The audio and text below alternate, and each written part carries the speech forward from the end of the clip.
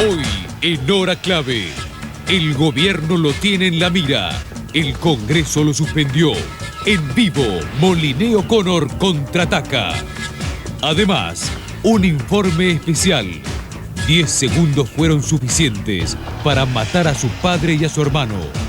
Todos se preguntaron por qué. Una investigación reveladora.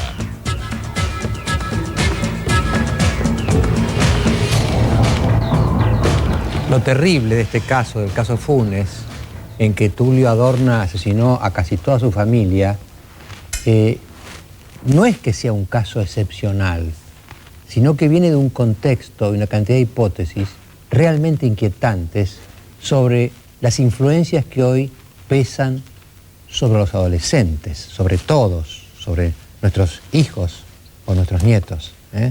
Y vamos a verlo enseguida, pero antes quiero mostrarles un caso notable. Ustedes saben muy bien que el Estado reclama a los concesionarios de los peajes 420 millones de dólares. Y estamos en contacto con el señor Norberto Moyano, que preparó su auto para romper las barreras del peaje. Enseguida nos va a mostrar su auto y antes les queremos mostrar cuál es esta especie de tanquecito que el señor Moyano usa contra los peajes.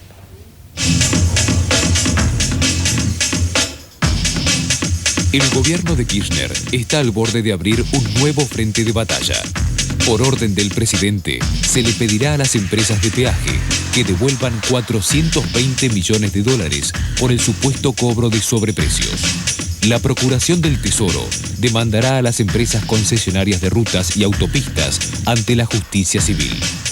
El reclamo es para que devuelvan el dinero cobrado por indexación de las tarifas desde 1991. Estas empresas, reunidas en el Club del Peaje, serán acusadas de haber cobrado del Estado una deuda inexistente durante los gobiernos de Menem y de la Rúa. Esta suma llega a los 420 millones de dólares y ahora se reclamará que los devuelvan con su correspondiente interés. El tema de los peajes es uno de los conflictos calientes de la agenda de Kirchner. ¿Cómo responderán las empresas? Bueno, más que romperlas, señor Moyano, las levanta, ¿no es cierto? ¿Usted qué hace con las barreras? Buenas noches. Buenas noches, Grondona. ¿Qué hace con las barreras? Yo simplemente que busqué la manera de tratar de eludir este robo que se organizó en la década infame del señor Menem y el señor Cavallo.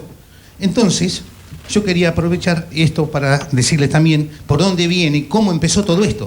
Esto no empezó hoy, o no empezó este mes. Esto hace 10 años que estamos con este problema. Entonces yo tenía que pasar, o paso mejor dicho, frecuentemente por la Ruta 2, en la cual es totalmente excesivo el pago que tenemos que hacer, y tuve que buscar la manera de eludir ese robo que nos están haciendo, ese robo organizado.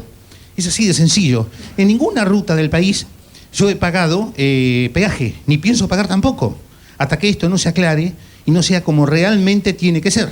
Es así de sencillo, señor Grondona. ¿Por qué no nos muestra el auto, Moyano, que utiliza para esta operación? Sí, esta es mi herramienta de trabajo, porque esto no es un coche para pasear, sino para trabajar, en la cual yo en su momento me bajaba, abría las barreras, tenía que abrirla, volvía a subir al coche y me implicaba muchos problemas. A veces tenía que discutir con alguien que estaba ahí, algún policía de turno, de los cuales se les paga para atender eso, ¿no? Para defender a los peajes. Entonces, de esta manera, y de esto, consulté con la almohada, como quien dice, ¿vio? Y se me dio esto, y bueno, de esta manera yo entro al peaje, la barrera se apoya acá, sigue pasando hasta que pasa el vehículo y pasó sin romper nada.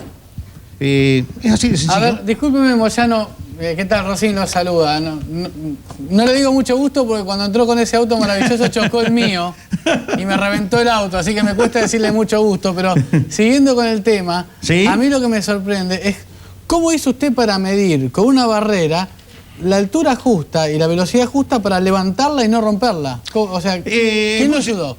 Claro, es sencillo. La barrera prácticamente automáticamente cuando uno la toca va para arriba. Es así, uno la toca y sube. Claro, sube. Bueno, más de una vez me arrimé con la mano, la agarré, saqué la mano del vidrio, manoteé la barrera, la levanté y pasé. Pero eso también corría el riesgo que por ahí me lastimase una mano o algo. Y bueno, entonces, este sistema, sí. ¿Usted es un hombre de campo? Sí. Prácticamente soy de campo, sí. Entonces ya sé dónde se inspiró. Porque las camionetas en el campo con los alambres electricos tienen una cosa muy parecida. Pasan de esa manera. Uno pasa por abajo de los eléctricos. Pasan de esa manera. Yo paso mucho, yo no paso así por las barreras, por los eléctricos sí. Sí, sí. Ahora, señor Moyano, dos cosas le quiero preguntar. ¿Por qué usted no reconoce la legitimidad del sistema de rutas concesionadas, dado que lo hizo un gobierno democrático, por más que no le guste a usted? Y por otro lado, si nunca las empresas, en este caso la concesionaria de la Ruta 2, tomó una represalia con usted, cuando lo ven venir, ¿qué hacen? Bueno, yo le voy a explicar una cosa muy sencilla. Usted hizo una pregunta muy importante en este caso. Si yo, hace 10 años, que no pago ningún peaje en ninguna ruta, en la cual jamás me pudieron detener, jamás me pudieron hacer una boleta, una infracción, quiere decir que ahí no hay legitimidad para nada del tema de los peajes, que hay cosas muy oscuras, en las cuales aquí hay un señor, el señor Lasca, que está al lado mío, que de pronto le podría llegar a contestar cosas más puntuales. Yo le sintetizo más o menos cómo es, ¿no? Pero dígame, ¿por qué nunca tomaron represalia? Decía, ahí viene Moyano, lo ven venir. Bueno, sí, cuando me veían a mí, claro. Le hablo yo de esto hace 6, 7 años atrás, hacé de cuenta que veían al diablo. Entonces, de pronto, no sé si quedaba alguien en la oficina del peaje porque venían todos hacia mí, a ver de qué forma me podían hacer pagar el peaje, el cual no se los pagué nunca. Me llegaron a poner los conos adelante para que no pase, en lo cual puse también un sistema. Fue el primer sistema. ¿Un sistema que hice. para los conos también? Sí, señor, ahí lo tiene abajo, ahí se lo estamos mostrando. Que fue el primero. Entonces después anexé este otro sistema. Perdón, entonces este sería el sistema, vamos a presentar entonces en sociedad el sistema anticonos que complementa el sistema antibarreras. Claro, se anexó lo demás después. El sistema anticonos entonces, Sí, ¿de sí. qué consta? De un caño que viene abajo. Sí, de señor. Barbarro. Sí, señor. ¿Lo empuja el cono? Sí. Lo empuja para el costado hasta que lo saca, porque al Para tener el esta costado. parte, lo saca para el costado. Lo acompaña a Moyano, lo acompaña a Ricardo Lasca, directivo del Comité de Defensa del Usuario Vial. Está por allá, ¿no? Sí. Señor Lasca, ¿cómo le va? Buenas noches, señor Rondona, ¿cómo anda? Dígame, señor Lasca, usted está en un comité. ¿No le ha dicho nunca a Moyano que puede interpretarse lo que le hace es tomar justicia por mano propia y que puede ser considerado un acto ilegal? Bueno, primero le aclaro que también soy director del Centro Argentino de Ingenieros Agrónomos y como profesional del agro, por supuesto, usamos todas las rutas nacionales, provinciales para ejercer nuestro trabajo. Pero lo que hay que manifestar acá, que las tarifas que se han cobrado y se siguen cobrando violan la ley de peaje, o sea, son ilegales, no es que son caras, baratas y me gusta el peaje o no. La ley de peaje expresa claramente que la tarifa que uno paga debe ser inferior al beneficio que recibe el usuario. O sea, a través de estudios de ingeniería, usted puede medir el ahorro de neumáticos, frenos, combustible, etcétera. O sea, usted mide el ahorro que le genera el camino. Lamentablemente, por cada peso que pagamos, el ahorro es mucho menor. Por lo tanto, el peaje actúa como un costo o un impuesto al tránsito y no como el pago de una contraprestación, que es el principio universal de peaje. O sea, hemos transferido, para que se den una idea, más de 2.000 millones de dólares a los bancos, al exterior, en conceptos de tarifas que violan la ley. Y esto es gravísimo y parece que nadie lo dice. Acá Señor Lasca, sí, el peaje que habitualmente pasa Moyano, que creo que es de 1,90, ¿cuánto debería valer? No, perdóneme, el que paga Moyano tiene que pagar en el acceso sudeste 2 peajes de 1,90 que son 3 pesos con 80, que eran dólares en su momento. Y en la ruta 2 va a pagar uno en San Borombón que era de 4,50 y era de 9, que eran dólares, le aclaro. O sea, un camión que iba por la autovía 2, ida y vuelta a Mar del Plata 3 veces por semana, al cabo de 5 años pagaba el valor del camión. Y un productor forestal, pues yo me dedico a la actividad forestal, vende su madera en pie de eucalipto, que esperó 15 años para venderla, recibe 5 pesos la tonelada de eucalipto en pie y paga en concepto de peaje 5 pesos. O sea, el señor Lasca, Rollo... Sí. Discúlpeme, la pregunta que yo quería hacerle, cuando el gobierno decide pedirle a las empresas que le devuelvan el dinero, ¿no? de todo este tiempo, a mí me surgió una duda. En caso en que las empresas deban devolverlo, ¿no se lo deberían devolver a quienes lo pagaron? ¿No hay gente que tiene el aparatito de peaje que puede demostrar que pagó en ese caso un peaje excesivo? Bueno, por eso le estoy diciendo, en concepto de tarifas ilegales, nos deberían devolver 2.000 millones de dólares, que no son 420 millones. O sea, es algo escandaloso. Y quiero aclararle, la función de un camino, para que se entienda, es generar riquezas.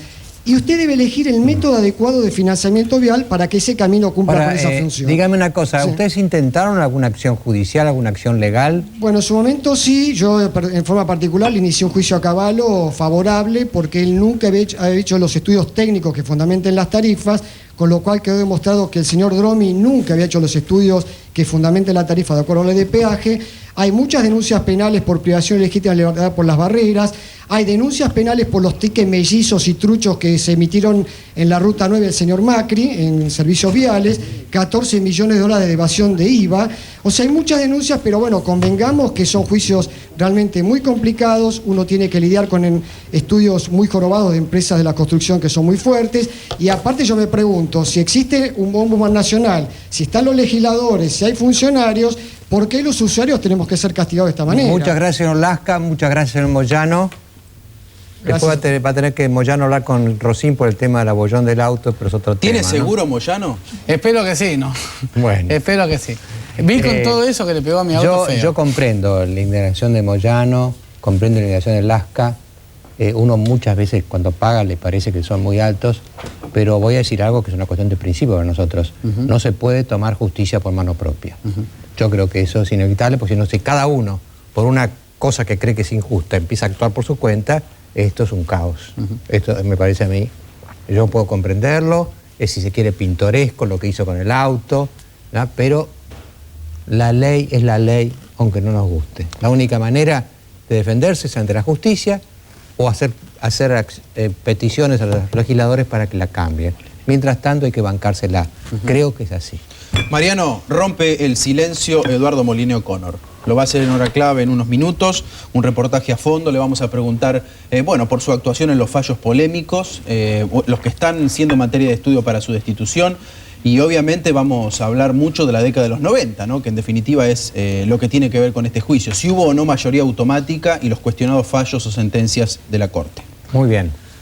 Y también, Mariano, tenemos ya para empezar a mostrarle al público esa investigación que Marcelo López Macía hizo en Funes, donde un adolescente, usted sabe, mató a su padre y a su hermano, además de herir a su familia. Yo le voy a pedir a ustedes que presten mucha atención, porque si bien es un caso evidentemente aberrante y excepcional, se da en un trasfondo de influencias sobre la adolescencia que deberían preocuparnos a todos, ¿no es cierto, Marcelo? A todos. Bueno, muy bien, Marcelo, ¿por qué no nos cuenta un poquito qué encontró en Funes? Mariano, buenas noches. Cuando fuimos a Funes, pensamos que la comunidad es muy chiquita, apenas 15.000 habitantes cerca de Rosario, iba a estar indignada con Tulio, con el matador. Había asesinado a su padre, a su hermano menor, había herido prácticamente de muerte, la dejó muy mal a su abuela y había también agredido a su propia madre. Sin embargo, lo que decían los vecinos de Funes era pobre Tulio, pobre chico, pobrecito. Prácticamente el victimario era tomado como una víctima. Y eso tiene que ver mucho con la familia Adorna, que no es precisamente la más popular de Funes, y sobre todo Alberto, el padre de 50 años, la primera persona que asesinan, no era justamente la persona más popular de Funes. Es decir, que había un clima familiar pesado, ¿no es cierto? Por lo menos. Muy cuestionado, se cuestiona la fortuna que tenía esta persona, Adorna, una casa muy linda, 3 autos, un Porsche, un nivel de vida muy importante, un yate con el cual surcaba el Paraná, y no podía justificar del todo bien. No era una de las personas más queridas. Rumores sobre conexiones con el delito, mafiosas, puede decirse. Con el juego clandestino en el mejor de los casos, con la droga en el peor de los casos. Vamos a ver en el primer tape que les vamos a mostrar la historia de la tragedia de Funes, de la matanza de Funes. Reconoció todo. Durante 4 horas le contó al juez cómo fue la fatídica noche en la que mató a su padre y a su hermano con una pistola 22 con silenciador e hirió a su abuela y a su madre luego de dispararles a quemarropa. Reconoció ser adicto a las drogas y se quebró 2 veces. A Tulio Adorna no le quedó ni un solo detalle por recordar. Eran las 21:40. Padre e hijo esperaban ansiosos el fútbol, bebiendo champán en su chalet de Funes. Pero la furia estalló en el living de esta casa, de clase media acomodada. Tulio, uno de los 4 hijos de la familia Adorna, salió de su cuarto, se acercó por atrás en silencio y le disparó a su padre primero y a su hermano menor después. Descontrolado, hirió a su abuela en el cuello y a su madre en el pecho. Su hermana Nadia salió corriendo de la ducha, forcejeó y le sacó el arma, pero recibió un culatazo en la cabeza. Solo Leandro, el mellizo de Tulio, se salvó porque no estaba. El infierno se había apoderado para siempre de la familia Adorna. Ni ellos ni nadie logran entender qué pasó y por qué. Bueno, esto, como decía recién Marcelo, está envuelto en el pueblo de Funes de rumores realmente inquietantes, ¿no? Sí, sí. Y antes de meternos en el tema que Marcelo descubrió, que tiene que ver con lo que usted decía, las influencias del chico, deberíamos ser justos y decir que, más allá de este chico, lo que se dice es muy fuerte. Hoy, 2 de los mejores periodistas que tiene Rosario, Hernán Lascano y Osvaldo Aguirre, publicaron una gran nota en el diario La Capital, donde ya directamente hablan de ese contexto al que usted refería, Mariano. Dicen, por ejemplo, que varios empleados policiales en varias ocasiones le dijeron a ellos que esta gente, la familia, estaba vinculada al juego capitalista clandestino y también al narcotráfico. Esto ya lo dan a entender con bastante claridad 2 de los periodistas que están investigando esto en el lugar. Ahora, fuera de eso, hay otros elementos que tienen que ver con la mente del chico, con lo que estaba pasando en él, que quizás Marcelo pueda explicar mejor. ¿Por qué no se explica un poco, Marcelo? Porque esto es lo que es más inquietante ya para todos nosotros, ¿eh? Todos los que tenemos hijos o nietos adolescentes. Mariano, fuimos a la escuela, Nazaret, y prácticamente había un lugar donde había muchos chicos reunidos. Es un cibercafé que está a apenas 50 metros del lugar. Cuando uno ingresa al cibercafé, encuentra que hay muchísimas computadoras y todos están jugando al mismo juego. Es un juego que se llama Counter-Strike, es un juego muy cuestionado. Contragolpe. Algo así. Counter-Strike. Counter-Strike. Sí. Es un juego que fue muy cuestionado en los Estados Unidos, inclusive en Inglaterra. Juegan todos al mismo juego. Se juega online, uno puede jugar aquí contra un chico en Australia, contra otro en Estados Unidos, otro en Canadá y otro en Europa, otro en Israel. Se juega en internet. Es un juego que mezcla mucho la ficción con la realidad porque se ha avanzado tanto tecnológicamente que el chico realmente piensa que está participando. Pero perdón, antes de meternos en cómo es el juego, que después lo vamos a mostrar, ¿qué te encontraste vos cuando llegaste a Funes, cuando fuiste a la puerta de esa escuela? ¿Por qué te llamó la atención? ¿Por qué orientaste tu investigación hacia ese lado?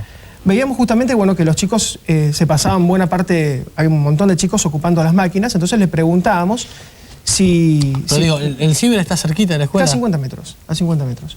Y les preguntábamos, bueno, si esto era frecuente y si particularmente los hermanos Adorna iban, y los 3 iban, los 2 mellizos y el que lamentablemente falleció, a pasarse unas cuantas horas en el lugar. Y una de las cosas que nos decían era, bueno, Funes es un lugar muy tranquilo, ¿qué podemos hacer en Funes? Que no hay mucho para hacer. Y bueno, venimos a jugar. Claro, digo, para generalizar el tema, ¿quién de nosotros no ha visto a su hijo, a su nieto, bajando muñecos en la computadora, ¿no es cierto? Aparentemente inocentes, cuando yo veía películas de cowboys, pero tiene otra implicancia, porque él mata, es decir, no es que uno ve, sino que uno mata. Y entonces pareciera que la ficción y la realidad, en casos extremos, pueden llegar a cruzarse. Vamos a preguntarnos y vamos a contestar con este tape. ¿Dónde pasaba sus horas aburrido en el pueblo de Funes Tulio Adorna?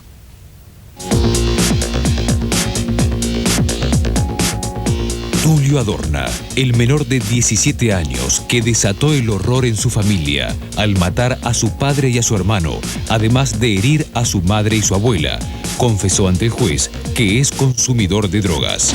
Aparentemente, el chico es un gran consumidor de marihuana y cocaína.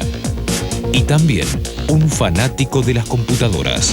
No quería ni salir de lo que era su computadora, no entendía ni nada. Lo único que hacía era entrar en internet.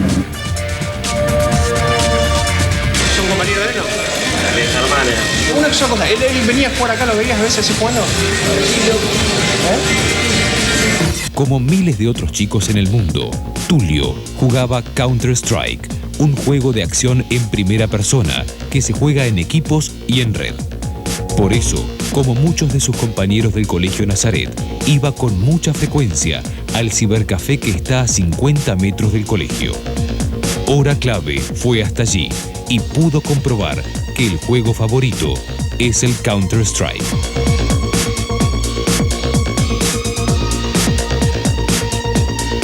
Estos entrenamientos para matar o matarse hace que en un momento dado, ante una reacción compulsiva, bueno, la ejecuten en estado de semi-inconsciencia, obviamente. Y otras la ejecutan o planifican esto en la fantasía de matar o matarse, como si fuera que les gustaría, después de muertos, ver qué pasa y si los escuchan, porque no los escuchan de otra manera. Aunque nadie pueda establecer una relación directa, la ficción ultraviolenta que proponen estos juegos se hizo realidad en la Casa de los Adorna el sábado pasado. Las descripciones de algunos allegados afirman que Tulio tuvo conductas agresivas en su viaje de egresados a Bariloche. Evaluó como muy vulnerable su estado actual.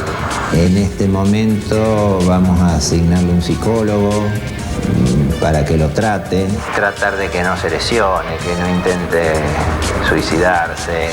Tal vez la noche del horror, las adicciones hicieron que emprenda un viaje alucinado, en el que en 10 segundos y casi sin darse cuenta, atravesó la delicada frontera que separa la cordura de la locura más feroz.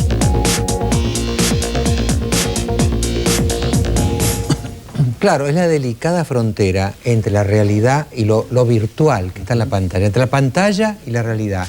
Evidentemente, todas las personas en su sano juicio saben que una cosa es la pantalla y otra cosa es la realidad. Pero si una persona tiene bajas su percepción por la droga o por lo que sea, ¿no es cierto?, por un estado psíquico, esa frontera puede borronearse. Claro. O sea, lo cierto, nadie puede decir que alguien mate a su padre por culpa de un juego de internet. Es decir, para matar a un padre seguramente tienen que confluir muchas causas. Ahora, el viernes a la noche, en el noticiero de este canal, Eduardo Feynman, que tenía buena información sobre la causa, decía que el juez dudaba, no entendía el tema de la puntería de este chico. O sea, bueno, si estaba mal y afectado por las drogas, decía Feynman, ¿cómo pudo tener esa puntería? Mató al padre y mató al hermano en 10 segundos. Entonces, en esa línea de preguntas, a mí me cierra el aporte que hace Marcelo. Es decir, es evidente que pudo ser la gota que rebalsaba el vaso. A jugar por lo que estudiaste y por el informe que viene, ¿no? ¿Cómo es el juego? No es un juego menor, es un juego que utilizaron en su momento como entrenamiento las Fuerzas Armadas norteamericanas. Es un juego de entrenamiento, es un juego donde uno cumple un rol. La cámara, el monitor, es una visión subjetiva, aparecen los ojos de la persona y uno empieza a combatir con otras personas en el mundo. Hay que tener un gran conocimiento de armas, uno aprende mucho de armas, de chalecos, de bombas, uno puede ser soldado o puede ser terrorista. Es un juego donde además los sonidos son realmente de un realismo increíble, con lo cual prácticamente uno puede sumergirse en eso. La distancia entre la realidad y la ficción ya se va anulando prácticamente. Vamos a mirar cómo es este juego que se llama Counter-Strike o Contragolpe.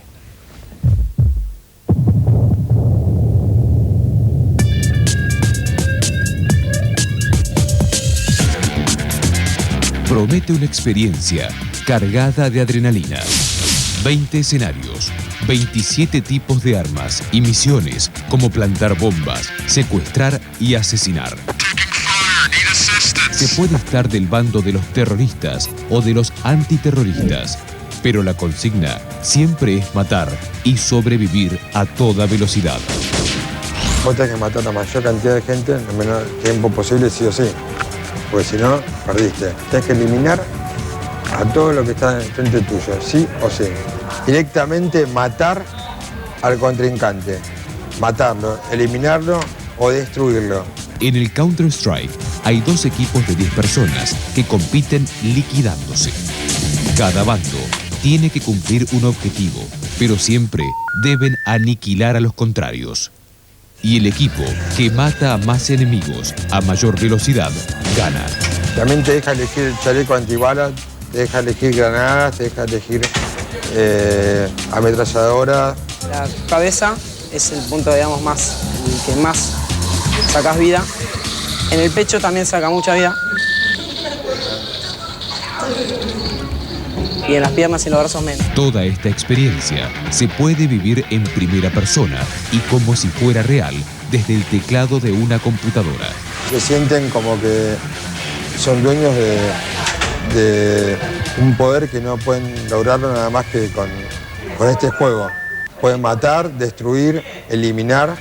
Con un peso por hora, miles de adolescentes se conectan para competir en esta batalla de violencia desenfrenada. No sé, si vos agarrás un arma y salís a la calle, no puedes hacer lo mismo que entrar acá y matar a las personas que vos quieras. Yo siento que poder.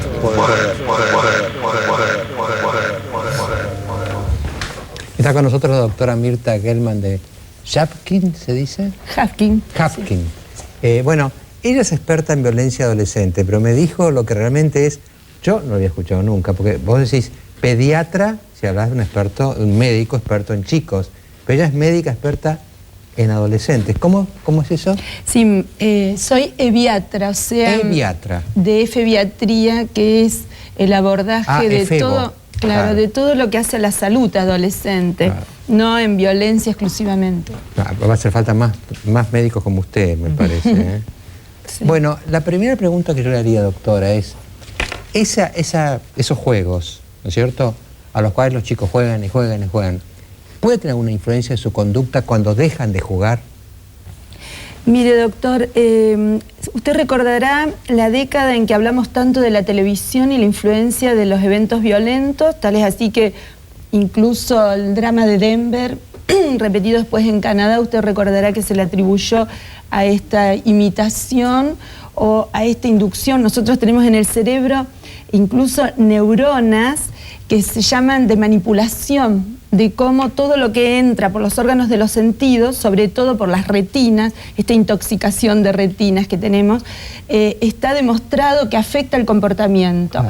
Pero, ¿qué pasa? Si usted encima recorta una imagen de la televisión y la pasa repetidamente, obviamente que la respuesta es también mucho más intensa. Es decir, va condicionando el inconsciente prácticamente. Mire, tal es así que es inconsciente que si usted hace un electroencefalograma en un chico, o sin hacer el electroencefalograma en un chico que juega con videos de este tipo, siempre están con la boca abierta, si usted los llama no responde, y efectivamente es como una especie de sí, como una hipnosis, porque las ondas que se detectan son como en el estado de hipnosis. Y usted fíjese, al margen del contenido conceptual, nosotros en Rosario hemos tenido, vos recordarás, Marcelo, una gran defensa de los padres que mataron sus hijos en accidentes de tránsito, porque había un juego donde se entrenaba, ganaban puntaje cuanto más mataban, y si era, por ejemplo, una embarazada, el puntaje era mayor que si era un viejito. O sea, lo conceptual que uno introduce en todo esto es realmente gravísimo. Más cruel, más puntos tiene. Ahora, el juego, ya lo decía Winnicott, es algo que está, como usted decía recién, entre la fantasía y la realidad.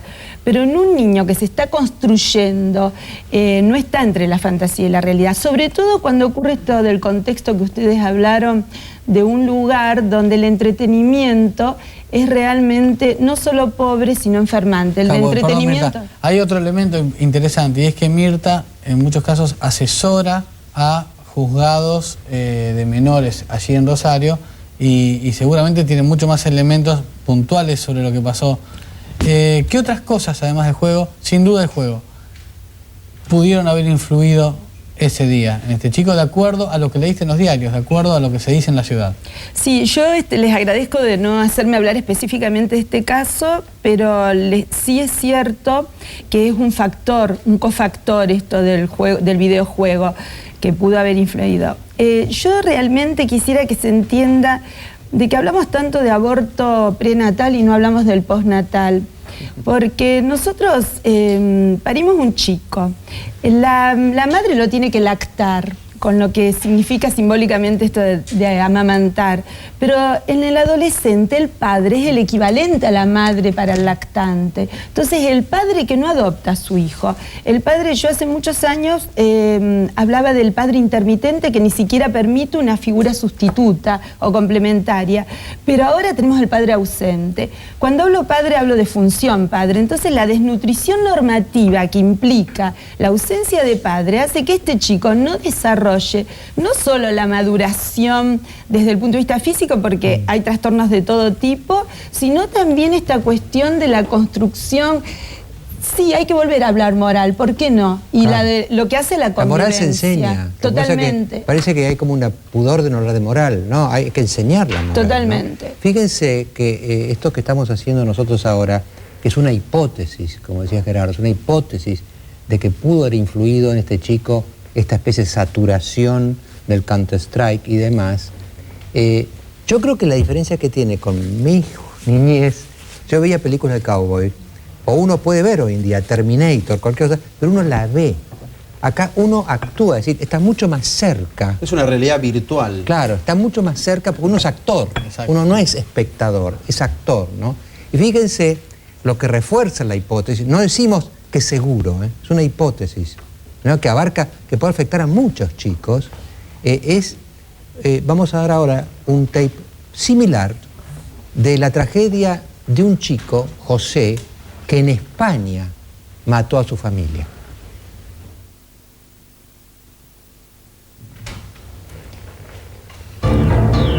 El héroe de José Dascuol, un joven español de 16 años, era el protagonista de un videojuego que lucha contra la opresión, asesinando a sus víctimas. El parecido entre ambos es escalofriante, el mismo corte de pelo y de rostro. Pero José fue más allá de la aventura digital. Asesinó a sus padres, Rafael y Mercedes, y a María, su hermana, una nena de 9 años con síndrome de Down. Cometió los crímenes con un sable de lucha samurái que le había regalado su padre, el mismo tipo de arma que usa su héroe del videojuego. El joven declaró que actuó siguiendo las instrucciones de Fantasía Final 8. Quienes lo conocen dicen que el chico fracasaba en la escuela y sufría de estados depresivos. En Fantasía Final 8, el protagonista debe rescatar a una princesa que luego se convierte en bruja y hay que matarla. Este juego de rol también se vende en la Argentina y es uno de los más requeridos. A pesar de que su costo ronda los $80, parece ser el favorito por permitir que, aunque sea por instantes, la ficción se confunda con la realidad. Marcelo, ¿algún comentario sobre esta experiencia que ha vivido usted?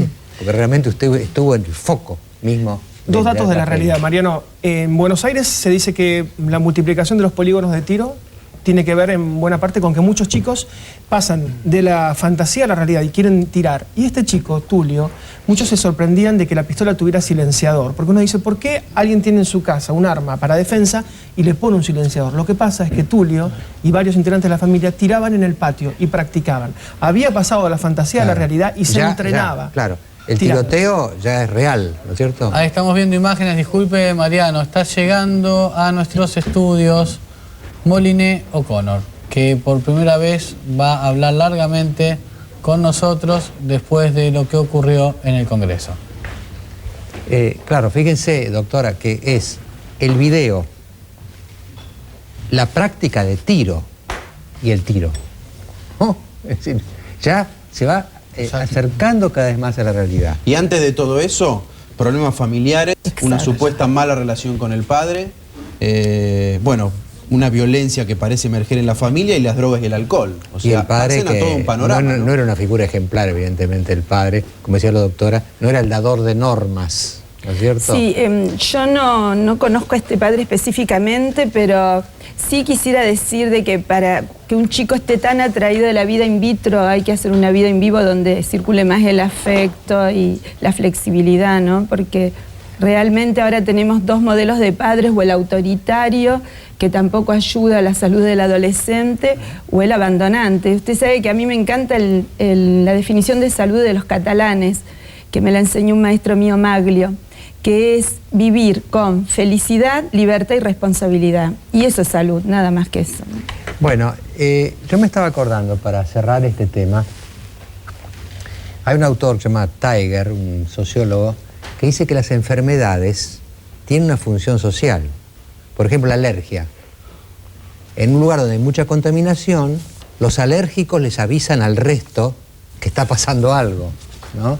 Es decir, acá también me parece a mí que esta enfermedad, esta perversión a que ha llegado este chico de 17 años, es un aviso para todos los que no les pasó esto, ni probablemente les pase nunca, pero es como un alérgico, es un alérgico al videojuego, es un alérgico al clima familiar que lo envolvió, que le está diciendo a los demás que no son alérgicos, cuidado, acá hay un factor de peligro para toda la comunidad. Por eso queríamos presentarles a ustedes, para que tomemos conciencia todos nosotros de un peligro que anda suelto. Se llama Counter-Strike o se puede llamar de otra manera.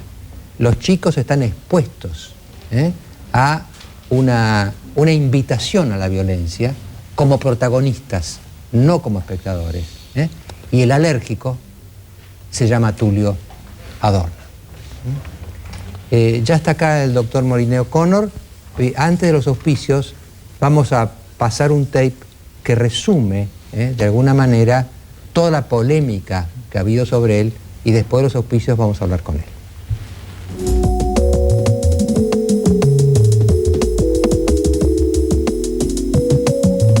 ¿Va a presentar la renuncia a Moliné? Al contrario.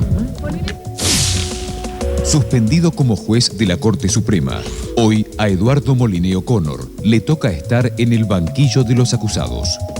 Aunque aseguró que lo discriminan y que no va a presentar su renuncia, el Senado decidió suspender al 9º juez que nombró Carlos Menem, mientras que avanza su juicio político.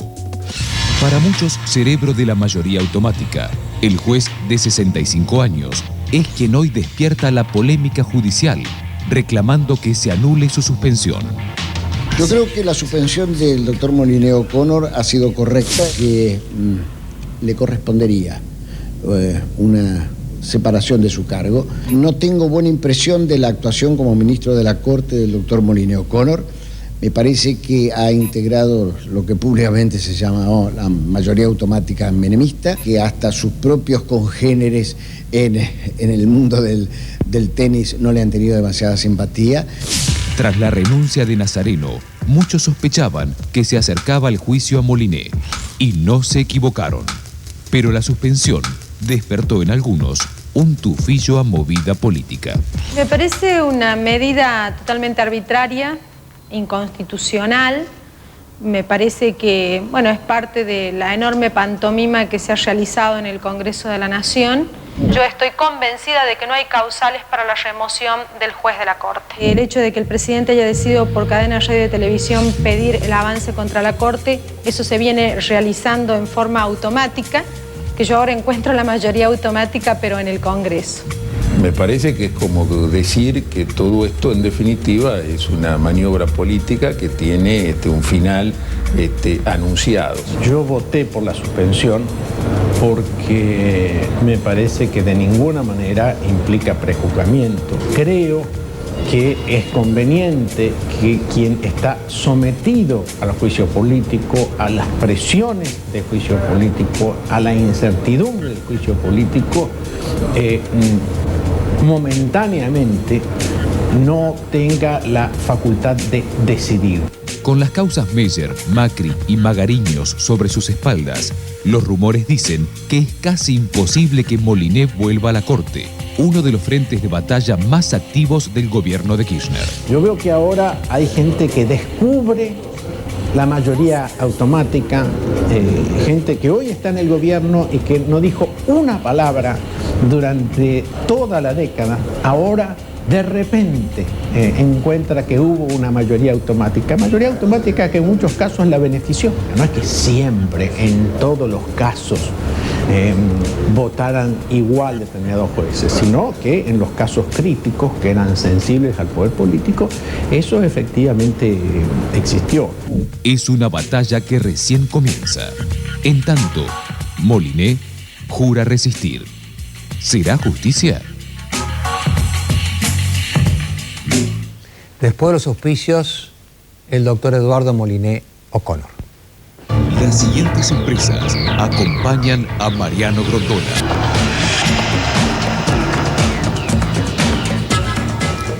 Doctor Moliné O'Connor, buenas noches. Buenas noches, doctor Grondona. ¿Usted se siente víctima de una injusticia? Sí, verdaderamente me siento víctima de una injusticia.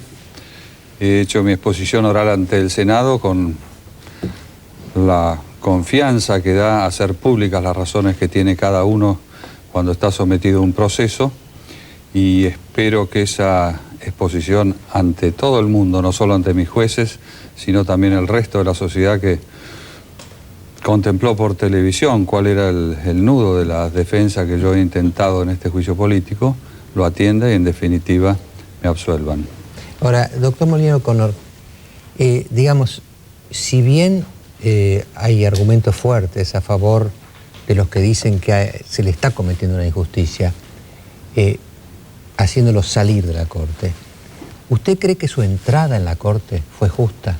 Es decir, ese aumento de 5 a 9, Jorge Baqué que renunció, yo me acuerdo que escribí contra eso en su momento. ¿Usted cree que entró con el pie derecho en esa Corte nueva de 9 miembros? Bueno, yo le quiero aclarar que yo entré en el lugar de Jorge Baqué. Yo entré en el lugar de uno de los 5 jueces. Había sido ampliada a 9 con anterioridad y esas vacantes que se habían creado por la 9 ley fueron llenadas por otros magistrados. Pienso que las decisiones políticas no se puede decir que sean justas o sean injustas. Se toman de acuerdo con lo que marca la Constitución y la ley o se toman de otra manera. Si se adoptan con lo que dice la Constitución y la ley, bueno, es una realidad política de ese momento que podrá juzgarse desde el punto de vista político, pero no desde el punto de vista moral y desde el punto de vista constitucional. Todo fue regularmente adoptado conforme las previsiones de ese momento.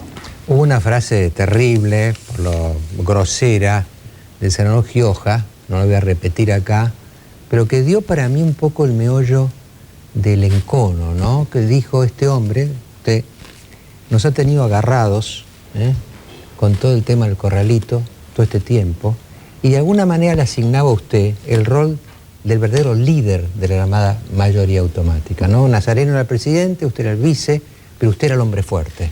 Esta es la sensación que dio Gioja cuando parece como que dijo la verdad de lo que sentían respecto de usted, al margen de los casos que vamos a analizar ahora, Meyer, etcétera, ¿no? Bueno, yo eso lo examino desde un doble punto de vista. El primer punto de vista es si eso fue la realidad, que el senador Gioja lo ha desmentido, los que estuvieron ahí sabrán si fue cierto o no fue cierto, eso convertiría todo el juicio político en un mero pretexto.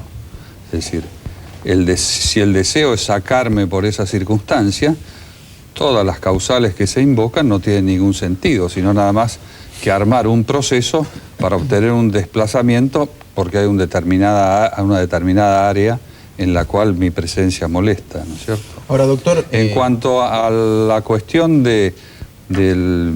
digamos, lo sustancial, primero, la mayoría automática, la Universidad de Buenos Aires ya desmintió su existencia. En segundo lugar, que haya sido un líder en ese momento, yo creo que el líder, allí no ha habido líder, ha habido 5 voluntades que se han definido por proteger la garantía constitucional de la propiedad en favor de los ahorristas que habían hecho sus depósitos en los bancos. Y eso también hace a la esencia de lo que es el sistema constitucional argentino. El sistema constitucional nuestro, ¿en qué consiste? En una constitución que organiza la administración y le da el poder político al Poder Ejecutivo y al Congreso. Pero claro, al crear esa enorme acumulación de poder en los órganos políticos, el ciudadano que ha contribuido a formar la Constitución, naturalmente que tiene temor de crear un poder tan concentrado y tan poderoso que lo pueda aniquilar en cualquier momento.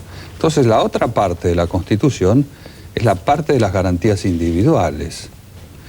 Hace pocos días usted recordará, doctor Grondona, que el ministro de Justicia dijo que había que sacar de la Corte aquellos jueces que ponían las garantías individuales por encima del interés general. Y precisamente la Constitución lo que busca es eso. El ciudadano cede a los poderes políticos enorme cantidad de poder, pero se reserva las garantías individuales porque si quieren robarlos, quieren quitarle la vida, la fama, la fortuna, su bienestar, el ciudadano con su garantía individual golpea la puerta de un juez y solamente por él el juez le protege su derecho porque ha reservado su derecho antes que la Constitución. Ahora, entonces hacer un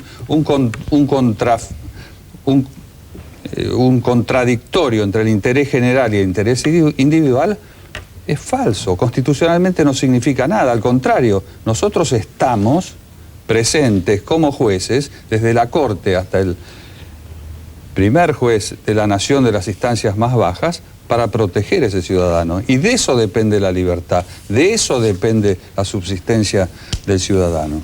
Le quería preguntar qué cambió entre el tiempo de Duhalde y este, porque Duhalde cuando era presidente intentó impulsar una renovación de la Corte y no lo consiguió. ¿Por qué sí Kirchner lo está consiguiendo?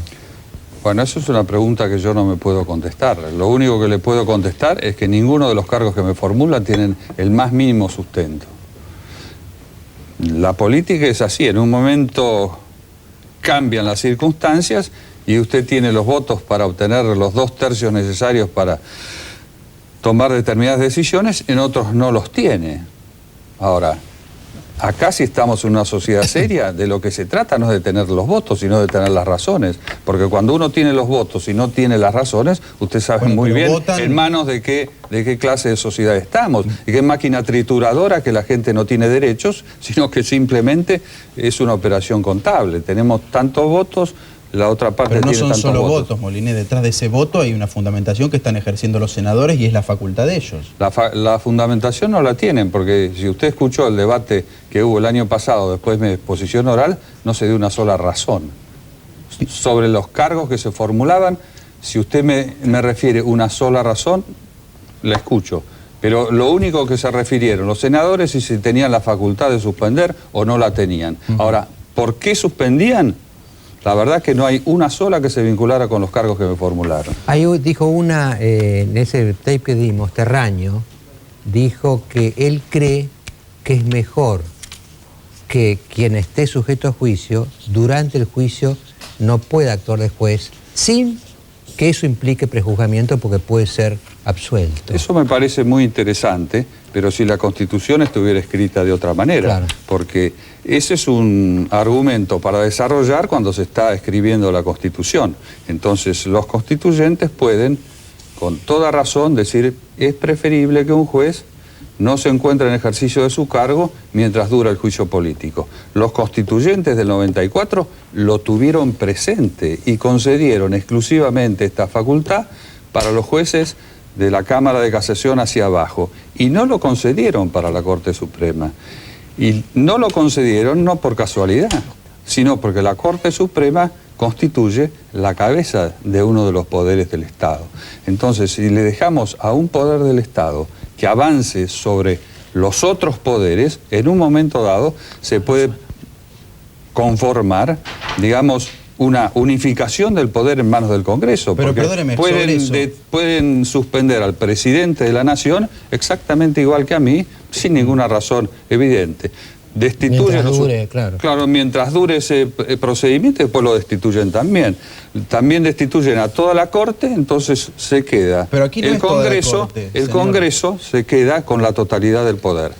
Y que acá no sea toda la Corte, yo no sé si es toda la Corte o no lo es toda que pasa la es, Corte. yo le quería plantear Lo que pasa es que todas las sentencias que se han dictado no las he dictado yo solo, eso es natural. Pero todos las fundamentaron distinto, por eso yo lo que le quería plantear. Escúcheme, yo le pregunto que puede haber motivo. Déjeme decirle yo no esto. le dejo avanzar hasta que me conteste esto. Todas las fundamentaron distinto.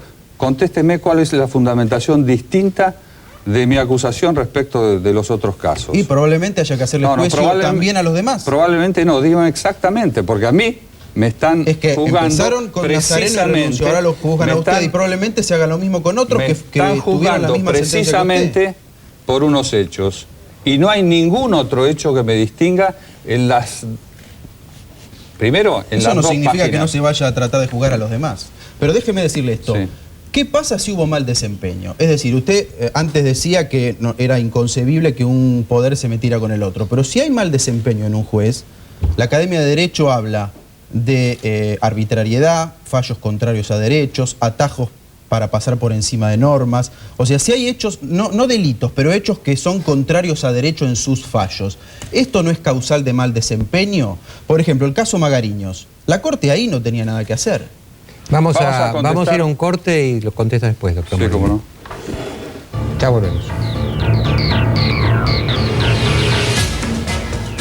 ¿Por qué no le repetís al doctor Molineo O'Connor tu pregunta, Diego? Así Mariano, yo planteaba, reanudamos. no será la opinión mayoritaria, pero hay gente que piensa, bueno, consultas que uno hace entre constitucionalistas, que se puede juzgar a un juez por el contenido de sus sentencias si es que hay motivos o causales de mal desempeño, ¿no? Esto está escrito además en la legislación, corríjame, bueno, las tres causales de remoción, mal desempeño, delitos, crímenes comunes, obviamente aquí se está hablando del primer caso y no de los segundos, ¿no? Pero yo le planteaba que puede haber habido en los contenidos de los fallos causales para hablar de mal desempeño. Y citaba el caso Magariños, que según me dicen es ejemplar porque la Corte no tenía nada que hacer ahí, sino el Consejo de la Magistratura, ¿no? Bueno, usted citó antes del corte la opinión de la Academia Nacional del Derecho. Sí. Y que hay determinados hechos que podrían habilitar el juzgamiento de un juez por el contenido de la sentencia. Lo que yo le quiero decir es que todas aquellas causales que usted ha planteado en su pregunta, ninguna de ellas ha sido formulada en la acusación que me hace la Cámara de Diputados. No hay un solo hecho vinculado con la causal de mal desempeño fuera de decir que las sentencias están mal dictadas. Y la Academia Nacional de Derecho no se ha referido concretamente a ninguna de esas hipótesis como imputándome a mí que las haya concretado. El doctor Lino Palacio, que es académico de Derecho, que debe ser el más grande procesalista, que es profesor de Derecho Procesal Constitucional, cuando se refirió a las 4, porque después desapareció una causal, esas 3 que ahora se encuentran vigentes, dijo que ninguna de ellas justificaba la separación del juez Molineo O'Connor. Más todavía, el viernes 3 de octubre el doctor Lino Palacio sacó un artículo en la revista El Derecho diciendo que la sentencia de Meyer había sido perfectamente bien dictada por la Corte. Así que especular, ¿y el caso Magariños? Especular con hechos que no han sido imputados a mi persona es hacer decir a este juicio lo que no dice. Y el caso Magariños... ¿Actuó bien la Corte? Diego, el caso explicarle a la Magariños- gente en 2 líneas en qué consta el caso Magariños. Sí, escucho. No, yo no quiero dar yo cátedra, escucho, no quiero dar escucho. cátedra. A mí Pero lo que yo he averiguado es que es básicamente, ejemplar porque la Corte no tenía nada que hacer en esto, que era una función institucional del Consejo de la Magistratura y se metió en algo para lo cual no está facultada la Corte. ¿Terminó la exposición? No es una exposición, es un Ah, no, le comentario pregunto, periodístico a porque partir de usted lo me que... da el lugar para contestarle. Sí. Ya. Bueno, eso no es cierto. Absolutamente no es cierto. En el caso Magariños se imputa que la Corte, no mi persona, la Corte, invadió atribuciones del Consejo de la Magistratura según la Constitución. Yo le quiero hacer presente que desde 1998 hasta el mes de julio de 2003, tanto la Corte como el Consejo de la Magistratura, como la Ley 24.397 que organizó ambos órganos, habilitaban a la Corte para concretar sanciones disciplinarias contra los jueces. La Corte, en la acordada 52 del 98, que fue suscripta por 8 magistrados. El único que no la firmó fue el doctor Nazareno porque era presidente del Consejo de la Magistratura. En el 99 se dictó la resolución 123 del 99 del Consejo de la Magistratura, que dijo que la competencia para aplicar sanciones disciplinarias era compartida entre la Corte y el Consejo de la Magistratura y aceptó la competencia de la Corte el Consejo. La Ley 24397 estableció que mientras no se modificaran las normas vigentes en materia de superintendencia, se mantendrían las competencias respectivas establecidas en las normas vigentes hasta ese momento. Todo el reglamento de la Justicia Nacional. Quiere decir que había 3 razones. Una emanada de la Corte, otra emanada del Consejo de la Magistratura, una norma emanada de la Corte, una norma emanada del Consejo de la Magistratura mismo, y otra que era la ley del Congreso que organizó ambos órganos, que habilitaban a la Corte para dictar esta sanción. Doctor Moliné, uno de los argumentos que usted usó en su defensa cuando habló en el Senado fue que las sentencias por las cuales a usted lo imputan, el caso... digamos, Magariños, Meyer, etcétera, y Macri, fueron firmadas por varios magistrados, porque si no, evidentemente, la Corte actúa por mayoría, ¿no es cierto? Entonces usted dijo, bueno, ¿por qué a mí? ¿Por qué a mí? Entonces, usted estaba diciendo, me están discriminando. Ahora, esto fue interpretado como una especie de acusación a los otros 4, a los otros 5. Tanto que diputada Garré, por ejemplo, dijo, bueno, porque a él, porque es el primero, pero después vienen otros, como decía, porque todo lo que firmó en esa sentencia, tiene razón Moliné, están en la misma circunstancia. Entonces, lo que se preguntan es si Moliné no mandó presos a los otros 4 o 5. Doctor Ordona, todo lo contrario. Si yo hubiera reconocido de algún modo que había algún grado de responsabilidad por lo que yo hice, alguien lo puede interpretar. Pero toda mi defensa se dirigió a demostrar, y creo que lo he demostrado, que no hay absolutamente nada reprochable, ni en mi conducta ni en las sentencias que se han dictado.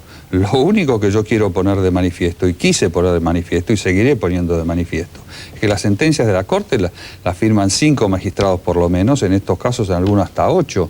Firmaron la acordada que habilitó a la Corte para suscribir la aplicación de una sanción a Magariños. Es decir, solamente está apuntado a demostrar la falta de cumplimiento de la garantía de igualdad ante la ley, la discriminación respecto de mi persona, que con los mismos hechos había un avance sobre mi persona, una formulación de cargos, acusación ante el Senado, eventual suspensión, porque no me habían suspendido en ese momento, y respecto de los demás absolutamente nada. Yo lo que sostengo es que mis honorables compañeros de Corte, que hace 13 años que estamos trabajando juntos, están tan limpios de cualquier responsabilidad como estoy limpio yo, que ahí había nada más que una discriminación política. Usted apuntó a lo que decía el doctor Lloja, el señor Lloja, en el sentido de que acá había una razón subyacente que no eran estos cargos, sino que eventualmente eran otros, en coincidencia con lo que dijo el ministro de Justicia. Pero lejos de mí demostrar falta de confianza en mis propios compañeros. No sé si usted sabe, doctor Rondona, que el día que yo renuncié a la vicepresidencia de la Corte, que a mí me tocaba por reglamento ejercer la presidencia, la totalidad de los miembros de la Corte insistieron para que yo aceptara la presidencia y continuara ejerciendo la presidencia de la Corte Suprema. Es decir, que nosotros en esto estamos unidos en la confianza que me brindaron en este momento y la confianza que yo tengo en mi conducta para poner de manifiesto que estamos todos ante hechos de una limpieza total que no implican desdoro para nadie, ni para mí ni para el resto de los jueces. Doctor, sí. Cuando usted se sentó, la primera frase que dijo me invita a mí a cambiarlo de tema. Usted dijo que además de querer pasar la prueba de sus jueces, usted quería convencer al resto de la sociedad. Sí. Así que lo invito a pasar de la legalidad a la legitimidad. Sí. ¿Por qué cree usted que, usted sabe que todo esto que está ocurriendo en el Congreso se hace en un contexto político donde la gente, o buena parte de la gente de este país, está convencida que usted pertenece a una mayoría automática de la Corte que en muchos casos dependía casi en línea directa del expresidente Menem? Esto es lo que la gente cree de lo que llama la mayoría automática, que también dice usted integra. ¿Por qué cree que la gente piensa eso? Bueno, yo le diría que lo cierto es que no sé por qué la gente piensa eso. Lo que yo voy a relatar son los hechos que yo veo como una realidad. Primero, repito, la Universidad de Buenos Aires dio un informe con fallos dictados entre el año 90 y el año 98, que fue la época del informe, en que la comprobación de los hechos que derivaban de los fallos dictados por la Corte desde el 90 al 98 demostraban que no existía tal mayoría automática. La Universidad de Buenos Aires nunca ha sido un instituto proclive a la Corte Suprema. Yo tuve la oportunidad de leer ese informe. Lo que ocurre, discúlpeme, sí, me parece que cuando se instala la idea de mayoría automática no se trata de una cantidad de casos, no se trata de una proporción, sino de los votos en los casos que políticamente... Sí, pero ahí no están señalados los cargos. Además, este no es un cargo que se me hace a mí. No, por eso pasa de la legalidad a la legitimidad.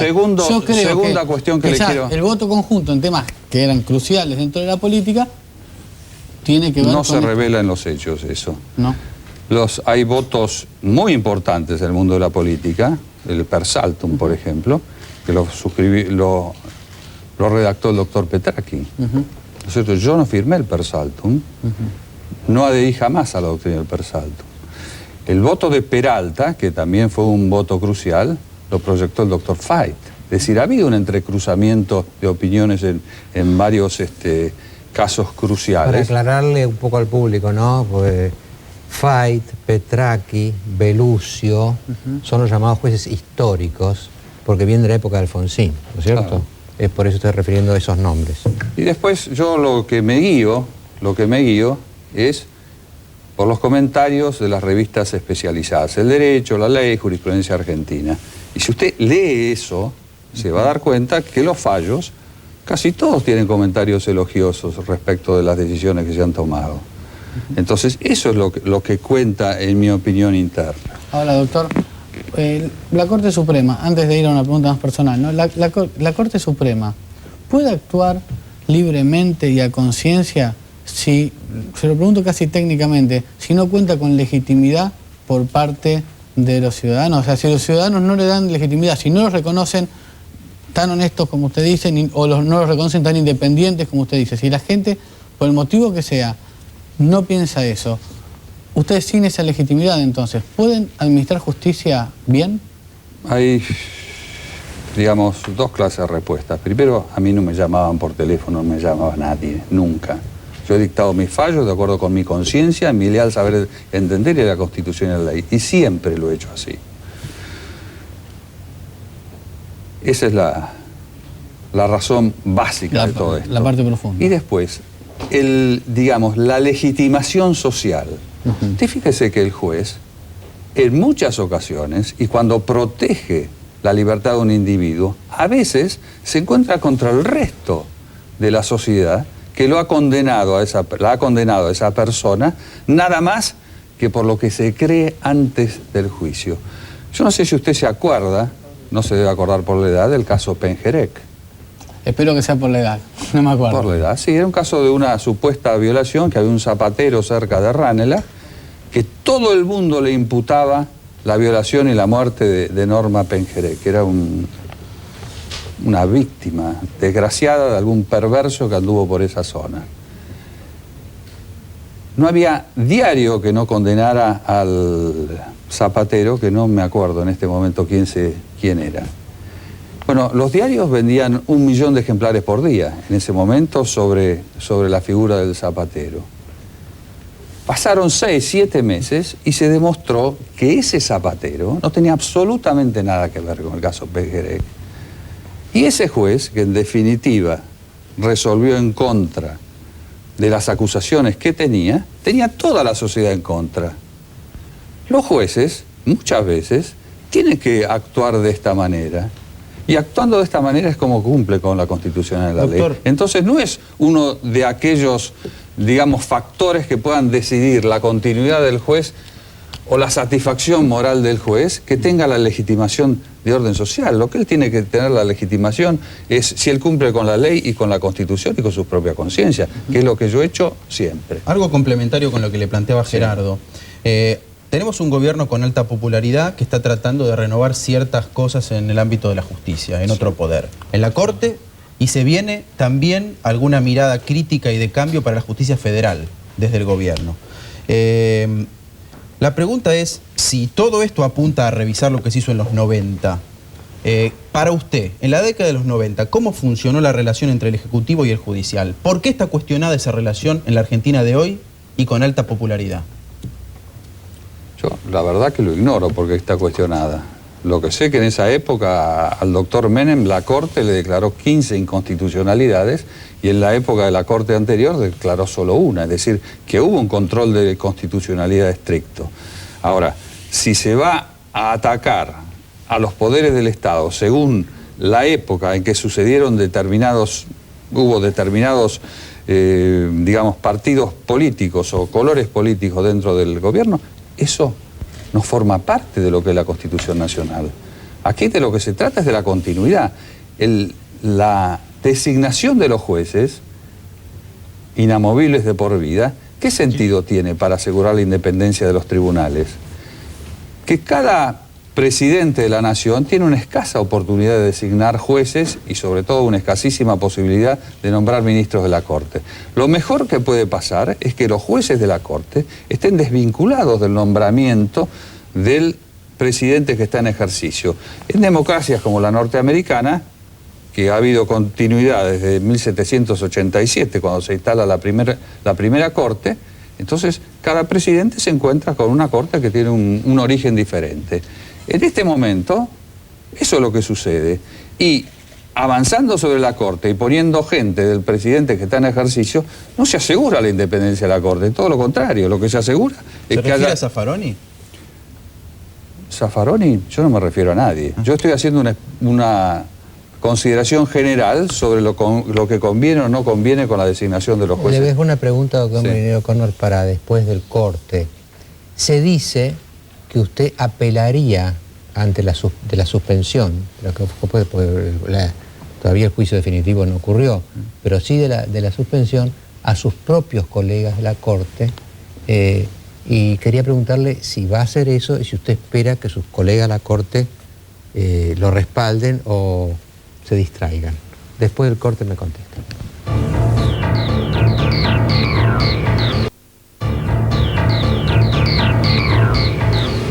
Doctor Molinero, yo le había preguntado, se leyó en los diarios que usted estaría por presentarse ante sus colegas, ante la Corte, para reclamar contra la inconstitucionalidad de la suspensión.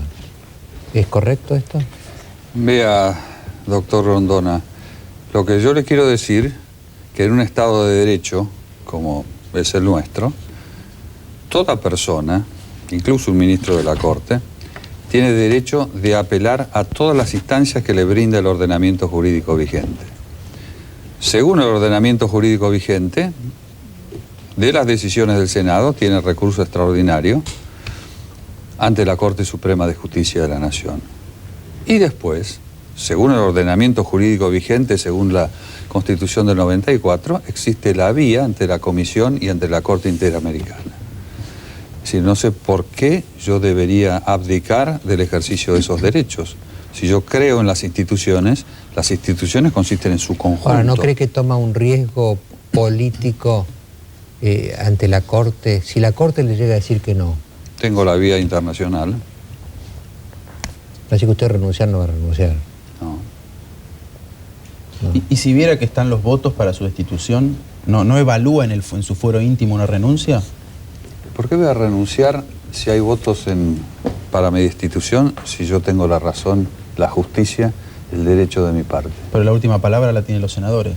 La última palabra la tiene Dios, porque acá el que firme una sentencia que diga que con la misma sentencia al doctor fulano de tal lo destituyen y a los otros no, yo creo que fuera de su conciencia no sé quién lo va.